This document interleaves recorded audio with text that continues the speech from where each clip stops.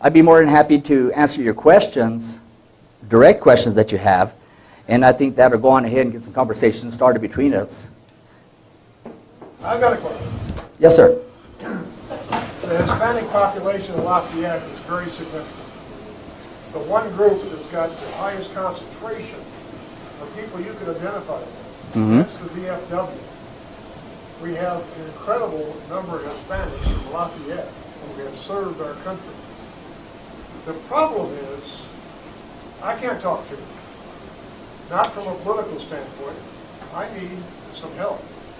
And I'm wondering if you would be available to attend one of our meetings at some point in the future, and let's go at it from that point. Okay, good question or good remark. On the back of my flyer is my contact information, right? If you guys set up an event, and if I can put it on my schedule, I will be there, okay? Realistically, I pretty much work 7 days a week doing what I do. I get paid for 4, but I work 7, all right? You know, we're on salary, so you know how that goes, all right? I'd be happy to come in and talk to them. And the nice thing about it is if you tell the people that you want to bring me in to talk about the Libre initiative, there's videos we can show. I can bring in a video to show a little bit about what our organization does. We got a great PowerPoint presentation that we can do, all right? And you're talking to them as you're bringing someone in from a nonprofit, nonpartisan organization, okay? Our organization has been around since September of 2011. We're a new organization. We have offices in California. We just hired someone in Arizona. We're looking at field directors in Nevada, New Mexico. We're in Texas, Florida, Virginia. We have someone up in Wisconsin. So we're growing quite rapidly, right? So please give me a call. I would be happy to attend any event that I could possibly attend.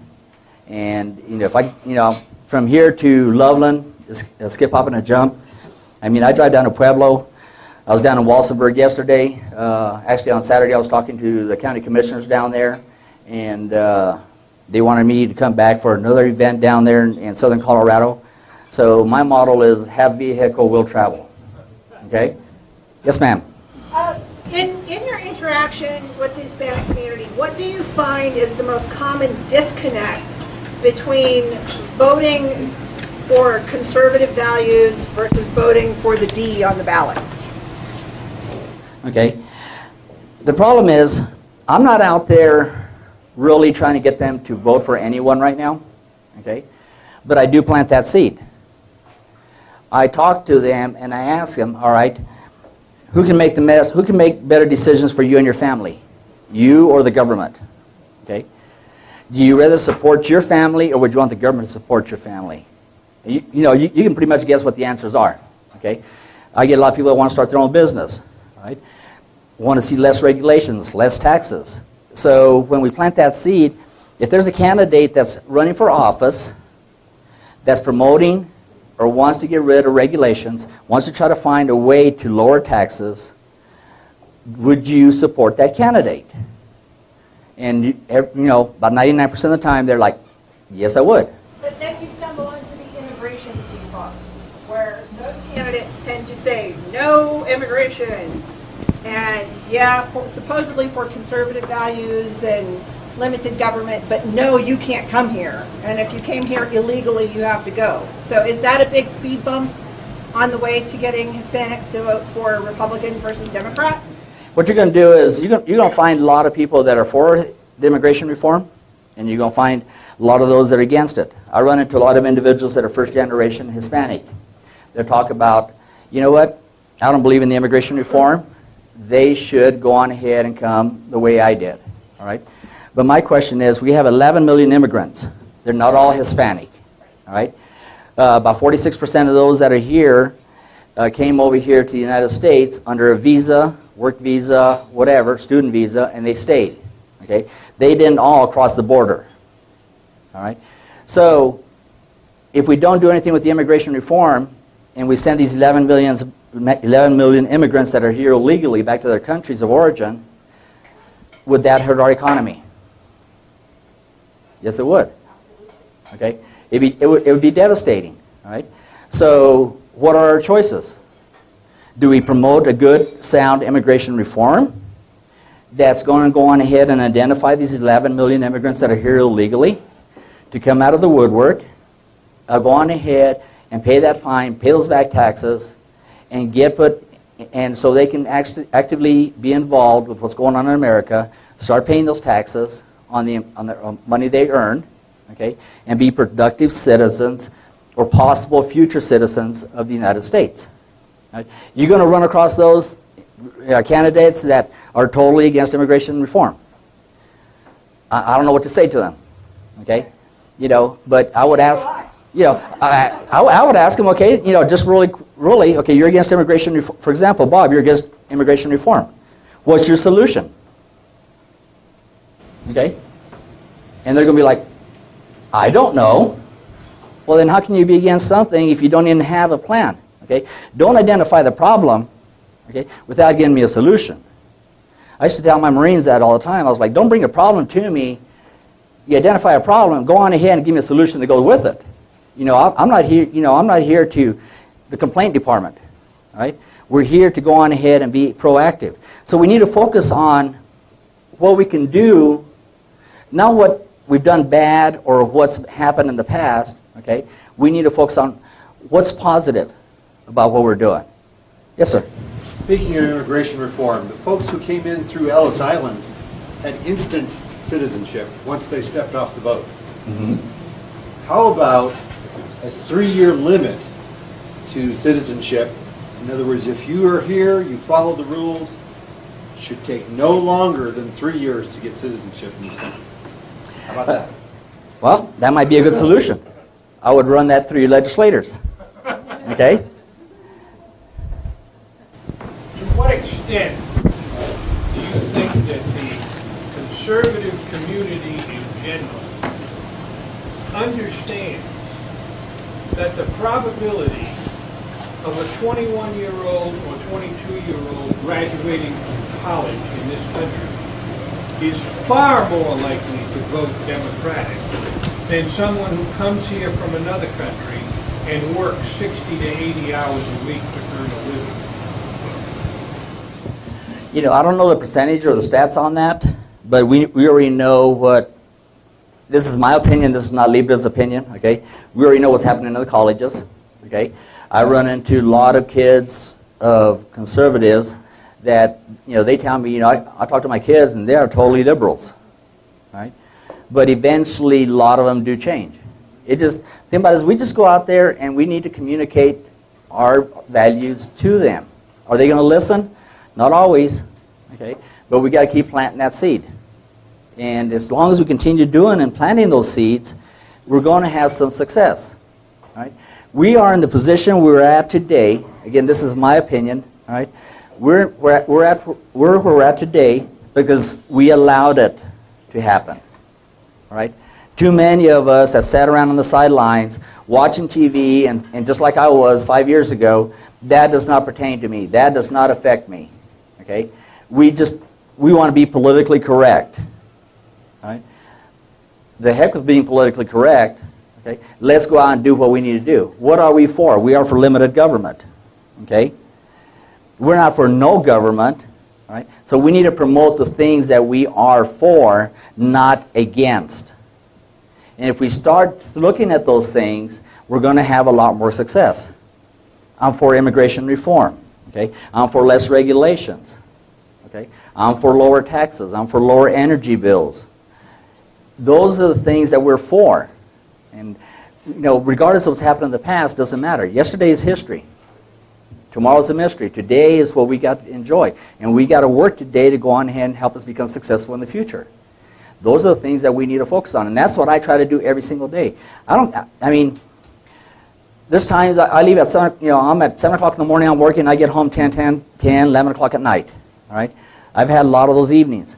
But I honestly believe that I'm doing what God wants me to do, and that's doing Hispanic outreach. And I'm going to continue to do it, okay, until we win. You know? Yes, sir. I have a question. It's not really a question, but it's a comment. I think when I hear immigration reform, and it's thrown out in the news multiple times a day, Harold was talking about immigration reform. You have said you're for immigration reform. We have a set of laws that's been in the books that says you can't come into America illegally, you can't do whatever, you have to be deported. When you throw out that immigration reform, I'm for reform, I think you have to be careful because it's scary in a way, because what are you reforming? You say we're not for amnesty, but we're for reform. What reform is that? An open border? Is it sealing a border? Is it a pathway to citizenship? Is it all those things? But I think it is scary to say, immigration reform, I'm for it, because there are so many different levels of immigration reform with a set of laws that have been on the books for a long, long time. And have those laws worked? No. You know, something has to change. The immigration reform bill right now, currently, I haven't read, I'll be honest with you, I have not read it all, and I'm not an expert on it, okay? But some of the highlights that I understand on that is, yes, they do want to secure the borders, okay? And yes, this is a pathway to citizenship. This is going to go on ahead and allow them to apply for a work visa. On that work visa, there will be a background check done on that immigrant that's here illegally, all right? That's I believe it's a 5-year visa. After 5 years, they have to reapply. It's going to be about a 10-year process before they can actually become a citizen. All right? So it's going to take work. But if you look at, there's another group of Hispanics out there from 1986. Remember when the amnesty was passed by Reagan? Right? Right? 46% of those individuals became citizen. The other ones didn't. And part of the reason that they did not become citizen was because Mexico did not recognize dual citizenship. So if they a lot of those individuals, if they became a U.S. citizen, they would give up their property in Mexico. And they didn't want to do that. I've actually been reaching out to a lot of those and talking to a lot of them that, you know, I'm a resident alien. And I'm like, why aren't you a citizen? Why aren't you exercising your right to vote? I'm like, you know what? You're right. I'll submit my paperwork. And I've been talking to people, and they've been actually talking about they're going to submit their paperwork and start the process to become citizens. But we have to talk to them. This immigration reform bill, is it the fix-all? I doubt it. Okay. Something has to be done. All right. We can't continue going the way we are. Yes, do the borders need to be secured? Yes. Okay. But we need to do something with 11 million individuals that are here illegally. You know. I wish I had the right reform bill to submit. You know, if you talk to people and you say the immigration reform bill, just say, you know what? I think we need to do something with 11 million immigrants that are here illegally. We need to find a way for them to go on and be productive here in the United States and have the ability to go on and become a citizen down the road. That's what immigration reform bill means to me. Okay? So if you explain it that way, I think they'll understand that it's just not, you know, explain it how, what it means to you, or how you see it, and how we benefit out of it. That can be vastly different from the government. That's true. But I get people to look at things, how I look at things. I tell them how I feel about some things, and a lot of times we agree. A lot of times we disagree. But for the most part, we do have, we are in agreement about most things. Right? But I tell them my story. And that's what we need to get good at, is telling those stories. Okay? Why is it important to you? And because, have you ever sat down with someone and they can talk about politics, this and this and this, and by the time you get done and you leave there, you forgot pretty much everything they said? Yeah. Okay? All right? But how often have you sat down with someone, all right, and they told you a story, okay, about what they're talking about, and you remember the story? So we got to get good at telling those stories. En español o en inglés? So I just have one pregunta for you. So more and more it's becoming, I don't know, frequent that people are not in fact immigrants. They're of Hispanic and Latin American descent, but they're not actually immigrants. So while immigration might be one hot button, in your experience with talking to a lot of the Hispanic and Latino community, what are their other hot button issues? What are the other common things that you're hearing that they're passionate about? Because I doubt they're a one-trick pony with just being about immigration. See that survey that's going around? I have all those questions. What type of seminar would you like to attend? Right? The number one item on there is not immigration issues. It's how to start a business, how to get out of debt, how to learn English, how to plan for retirement, how to plan for college savings for my children. Okay? Those are the top issues that the Hispanics are asking about. Immigration is out there, and immigration reform bill, you know, it's a hot topic because the media, it keeps talking about it. Okay? And it is a hot, you know, it's a hot issue. It's, it passed the Senate, now it's at the House, we're going to see what happens there. All right? But most of the Hispanics I talk to, they want to know how to start a business, how to stay out of debt, how to get out of debt. Okay? And we will be doing seminars in the future on those things. This coming Sunday, I'm doing actually a seminar on the immigration reform bill. I actually brought, having an attorney come in and talk about it to give those people a chance to ask those questions about that are, Hispanics, that, how does it affect me? How does it affect our community? What am I going to have to do to go on and apply for citizenship? So we are making that available to them so they can, we're bringing a pro to talk about those things. Just like when we do a seminar on the business, all right, we're going to bring a pro to come in and talk about how to start a business. But immigration is not the number one issue. Yes, sir? Quick question. I don't know if you're familiar with the Red Card solution at all, a guest workers program. And you touched on real quick a lot of the people who are here illegally because they overstayed their visas, not necessarily because they entered illegally, but overstayed their visas. How well do you think something like that, a guest worker program, would be received where it would allow immigrants to follow the jobs and then go back to, like you said, their property in Mexico so that it wouldn't be, say, nationalized by the Mexican government? Okay. Now, this is my view, not Libre's, all right? I always have to clarify that, for the lawyers. Okay? My view... my view on this is Lizzie Norris, she's been working real hard with a Red Card solution. Helen, I've met with both of them, and I've actually been trying to put on an event with Libre and the Red Card solution. The Red Card solution is a viable solution. Okay, it's market-driven, more or less immigration reform. I mean, what simpler would it? How simple can it be? A company says, "All right, I want to go on ahead and hire. I need 10 employees." They advertise in, for example, Tijuana. Those people submit their resumes, they get interviewed. If they are accepted, they get that red card. That red card, they're issued to them. They come over here, they pay taxes on the income that they earn. It might be a 5-year job, might be a 1-year job. When that job is done, they go back to Mexico, back to their home. That is a viable solution. Okay? Employment visas, all right, where people have the opportunity to come over here and apply for a visa and come over here and work and go back home. They're happy with that, right? But the problem is with the employment visas, I think they start out like April 1st to apply for your employment visas. By April 5th, they've already gone. They're out of visas to issue. So it has to be employee-driven immigration reform. Give them the opportunity to come over here and work, okay? Earn some money, pay taxes, go back home to their family. To me, it's pretty simple. In the early 60s, when we used to have the migrant worker program, that's pretty much what it was. The migrant workers came over here, they were sponsored, they did the work, finished the work, and they went back home. It was working back then. Why aren't they doing it today? What muddies it up, Solomon, is you have border crossings, mules bringing dope in the country.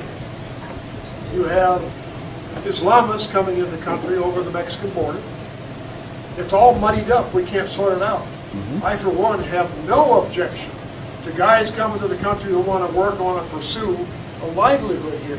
But we're getting riffraff, we're getting terrorists, and that's what bothers me about doing this without border security. We need to secure the border. Well, I agree with you 100%. The borders do need to be secured. When I talk to other Hispanics, and I talk to them, I'll ask them, do you think our borders need to be secured? And they're like, well, I don't know.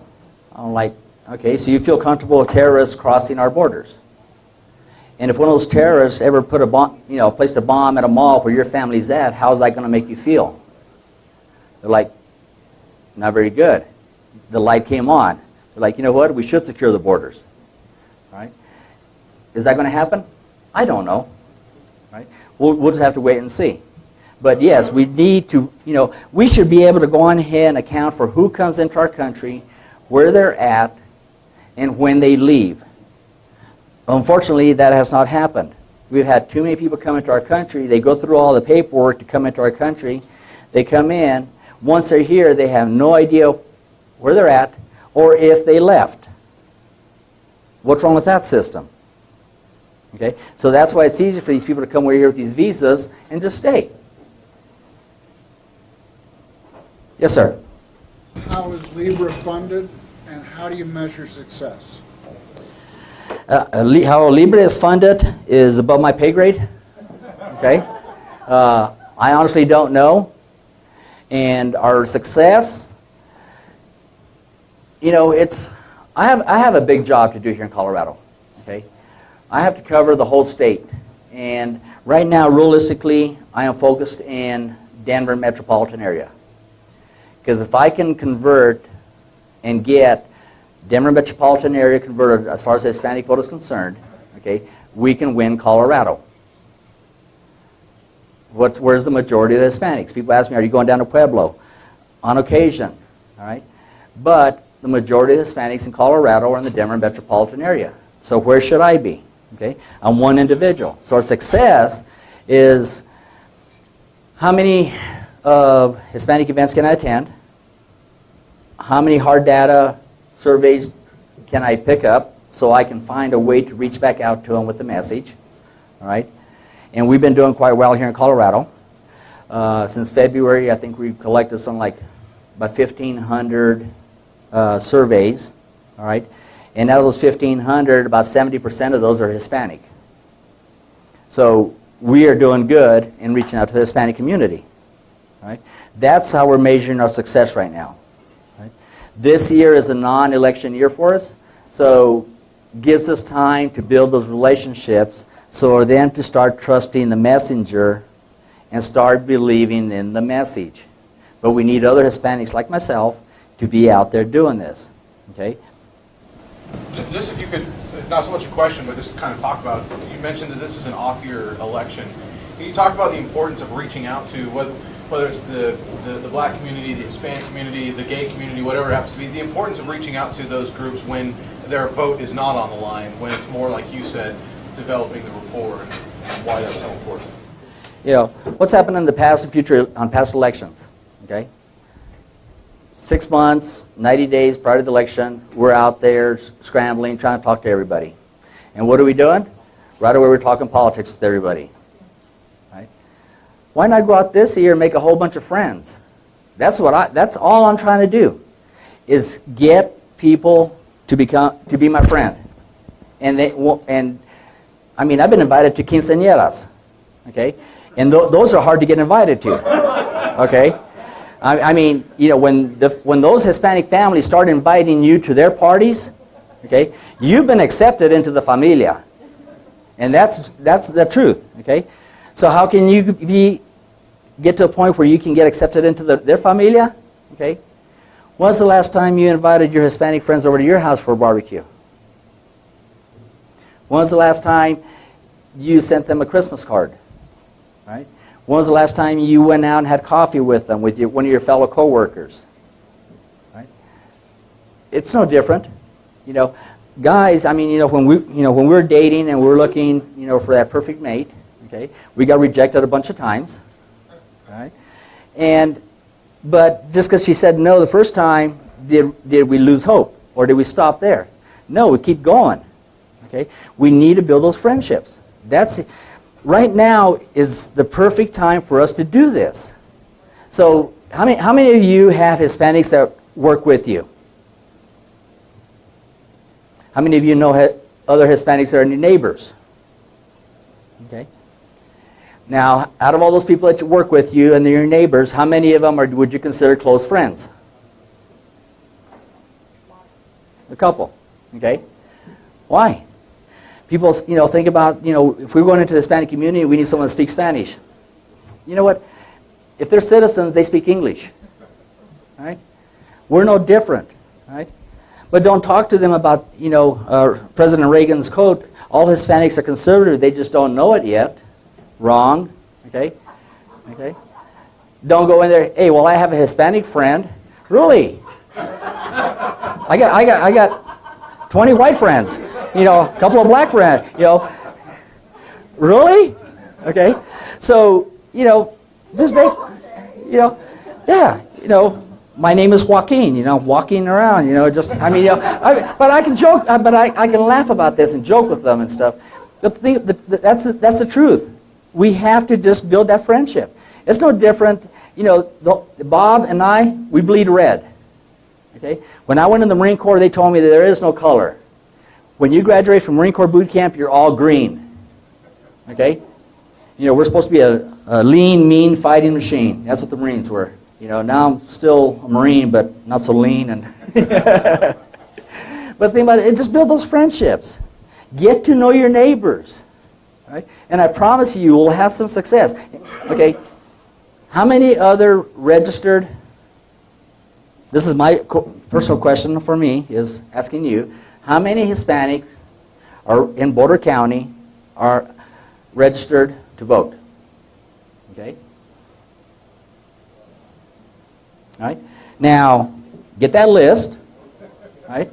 How many of those Hispanics that maybe share your same values, could you pick up the phone and call and say, hey, I'm inviting you, we're doing a meeting here. Liberty on the Rocks. We have fun. We sit around and talk and just, always getting some good information. Okay? You never know who that next person is going to step up and say, you know what, I'm having fun with this. All right? I want to run for office. Now, I'm not saying I want to run for office, okay? Right? I've been asked too many times, I'm running away from office. What I do out here is my forte. This is what I enjoy doing. Right? But just ask them. Okay? Pick up the phone. Call them up. Yes, sir. Yeah, your point on building friendships is a very good one. Long-term, can't just do it in the last 90 days or 30 days. I want to make 3 points on immigration. The first point is border security. I can't believe how many people want to add another 20,000 armed federal agents in this country that's already become a police state and then put up a double fence around our borders. I mean, this is nothing but imprisoning us. It's not keeping people out. Second thing, you have the absolute right as a human being to live anywhere that you want. Anywhere. You have that right. The third thing is, if we didn't have the welfare state, I don't think we'd be having a lot of these arguments, and I think it's going to be very difficult to reform immigration in any meaningful way as long as the welfare state is in play. Yes. This is a factor. Okay, if you take a look at the, I agree with you what you're saying. Okay, I believe that you have the right to migrate. Right? If I could not support my family here in the United States, and I had to go to Mexico to work, I would do it. Or if I had to go to another country to support my family because I can't do it in the United States, I would do it. Okay, I would find some way to do it. I would try legally first off. If I can't get there legally, if I have to cross that border to go down and work in Mexico or in Canada or wherever to support my family, I'm going to do it. I have the right to migrate to support my family. Right? And we all have that right. As far as, a fence all across the border, is that really going to fix the problem? I don't know.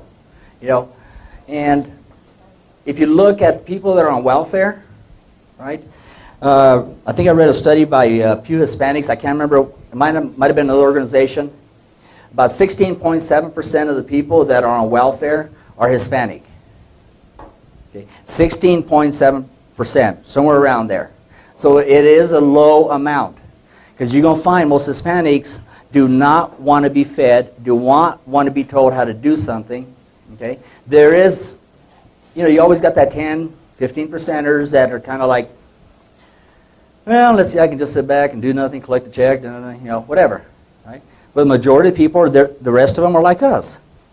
Hardworking individuals that care about our family, care about our country. Yes, sir.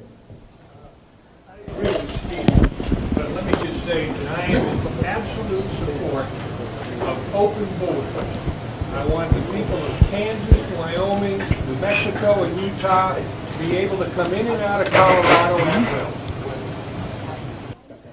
You know, realistically, you know, we should be able to go on. If we had a system that was viable, that people can come over here to the United States and know that they can come over here legally, go to work, and go back home, okay? We just need to know who's coming in and when they leave. If we had that type of system, immigration, you know, we wouldn't be having this immigration reform bill. Okay, if someone that came over here from Mexico illegally, they're here because they know if they go back home, they got to pay another coyote to bring them across the border, right? Or find some way to come across the border. Yeah, Bob. Would you support the kind of reform where we had an American law that was a carbon copy of the Mexican law that's currently in force? I wish I could answer that. I don't know what the Mexican... Specifically, illegal immigrants into Mexico are felons. They are subject to either immediate deportation, but only after a period of imprisonment. They are treated very, very harshly. Yet Mexican officials have people lobbying our Congress to soften our laws. Yet their laws are a million times more draconian than ours. Most countries have... Double standard. Well, it is. And the magnet is, and this was spoken to a moment ago, the defining issue is not racial, it's not even language. It's financial. It is financial to the extent that there are people who are able to cross this border and who are able to immediately, whether they're citizens or not, become participants in the welfare state. And that is financially sinking our ship. How do you speak to that kind of a concern? Well, first off, on the individuals that are on welfare, all right, are you going to convince them to come off welfare? A few. Okay. Reason I know that. How do you prevent that? In other words, this is a magnet. Mm-hmm. So how do you turn off, as long as we're a welfare state, then people can come across that border and take advantage of those benefits, so-called, immediately. The thing is, if you look at, like I said, 16% of them are on the welfare system of the Hispanics, okay, or Hispanic. So you got about 84% that are actually come over here and they work and they want to do something, right? I'm not going to penalize the other 84% because of what 15% is doing. I'm going to focus on doing something for the other 84% that's going to go on ahead and benefit our country. You know, how do we go on ahead and fix a welfare state? You guys know just as well as I do how to do that. Okay, you get elected officials in there to go in there and uphold their oath of office, for them to have the integrity and the courage to uphold their oath of office. Okay, when they take that oath of office, they're not taking the oath of office to any party. Okay, if we can get these elected officials to do what they need to do, we can get a lot of things resolved. And if we don't, we need to vote them out. But the problem is, we as voters, we forget. We forget what this elected official did 2 years ago that maybe didn't agree with you. So come election time, it's kind of like, oh yeah, he seems pretty good, or she seems pretty good. Yeah, I'll vote for them again. And then they get back in the cycle. Okay? Us that are actively involved, we know what these elected officials are doing. But the ones that we need to talk to are the ones that are stuck on that, hooked up to the plug-in drug. Those are the ones that we need to reach out to. And eventually, it's going to take a lot of work. And like I say, I have a ton of work ahead of me, right? And I'll do any kind of speaking engagement anywhere. I'll go in there, do whatever I can to promote conservative values to the Hispanic community. And I let them know that I'm promoting conservative values. And every once in a while I get someone, oh, you're a Republican. No, I look at it this way. Right? You got the far left and you got the far right. And you got the rest of us in the center who are Americans. Doesn't matter what you're registered to vote as. Or, we're Americans. We care for our country. It's up to us in the center to fix what's going on in our country. That's what we need to focus on. I just wanted to reiterate that of all the points that you brought up that the Hispanic community cares about, that immigration was not a strong point, and the more that we focus on the stuff that is not a strong point with them, the less we're going to communicate with them, and the less trust we're going to build, and the less we're going to be able to put our feet to the ground. I mean, go walk look down South Public. How many small business owners along South Public are Hispanic? Go talk to them about their business. Go talk to them about what we talked to Rich about how he can't sweep into the gutters the food stuff on his patio, otherwise he gets fined because that's toxic. You know, go talk to the prepared guys back there that have a small business. You know, it's no different. It's not all about immigration, and I just wanted to reiterate that you said that. And it's true. You know, I talk to a lot of Hispanics, and you know, just like anybody else, just like all of us when we're kids, we all wanted to be something, somebody, have our own business. We had those dreams. Okay, did we achieve all our dreams? Some of us have, some of us haven't. Okay, but doesn't mean we stop dreaming. And they have, you know, immigrants that are here legally, or Hispanics that are here already as citizens. They have the same dreams. They just want the best for their families. I talk to them, and they want their kids to finish high school. They want their kids to go on to college. They want them to get educated. They want them to stay out of trouble, just like the same thing anybody else here wants of their children. They believe in the same things we do. Okay? I've also asked them, I was like, you know, why are you a registered Democrat? Because they asked me. Okay? On those when they go down there to swear in to become a citizen of the United States, okay, how many of us are down there talking to them about our values? Doesn't happen very often. But I know there's a couple of people that I've talked to that are planning on doing those things. Okay? But who's there? The other side is there talking to them, register to vote, and that you're a citizen. So what are they going to talk to them about? Okay? We just need to be smart and proactive. Okay? Not react to every single thing that's going on. The problem is that's what we've been doing. And this is my view, is there's a fire over here, so we all rush over here, try to put that fire. And then all of a sudden they throw another fire over here, we rush over here to put out that fire. So we're reacting to everything instead of being proactive and starting our own little fires. I think Brad and George, you guys did a great thing at the Cinco de Mayo event that they had here in Longmont. You know, are you politically homeless? You know, I mean, you had a huge success there. Okay, it's about doing those little things. It had the other side kind of worried about. Wait a minute, everybody's talking to them, nobody's talking to us. You know, what's wrong with that picture? Because we're doing something proactive. We're taking action, not reacting. Okay? And that's what we've got to keep on focusing on. I honestly have not listened to the news in probably the last 6 to 9 months, other than little bits here and there. Okay? And I'm like, I don't read the newspaper. You know, I'll do the crosswords. I'm like, is it going to help me promote what I'm doing? No.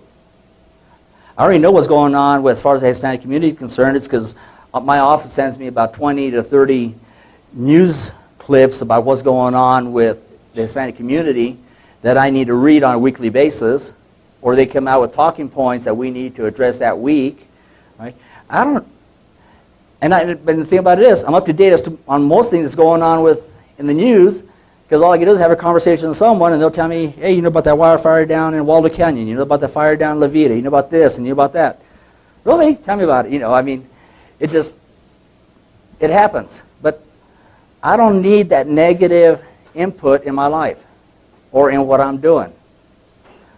I focus on issues that are going to help us become successful. All right? Listening to Fox News is not going to help us become successful. I'm sorry. Yeah. And listen to CNN, that's even worse. You know. It seems to me that I don't want to say most Hispanics, but Hispanics generally are more independent than Republican or Democrat, I guess it could be said. Maybe it's a third like everybody else. But it seems to me that the Republican Party owes a lot to every group rather than the other way around. In other words, there's just as many independents out there that need to hear the Republican message and how the Republican Party is changing. Even over the last couple of years since Ron Paul, we were talking about Ron Paul's last campaign. Over those last couple of years, the Republican Party has changed from the bottom up quite dramatically. And there are going to be a lot more changes, hopefully, to come. There have to be. There have to be. Yeah. So I guess what I'm saying is, while you're out there talking to Hispanics, let them know that the Republican Party is also doing those internal changes that need to happen because they're right, not just because it looks good to Hispanics. It's the right things to do, and those people will have a good home if they come to the Republican Party. You know, I wish I could actually say that out there, but I can't. This is my view, okay? You know, we're a nonprofit, nonpartisan, all right? But we do promote conservative values, and it just, the thing about it is, like I was talking to Brad a while ago, and I've talked to George, you know, if there's an event going on, have a booth there, okay? If you talk to 5 people, you talk to 5 people. You know, you talk to 50 people that day, you talk to 50 people. But have a presence there, okay? That's why I'm at every single event, because, see, I want people to know who Libre is. I want Libre to be a household name, okay? So I'm at the flea market, for example. I ended up picking up about 40 surveys and talking to a few people, because most people are kind of like, well, we don't know who they are.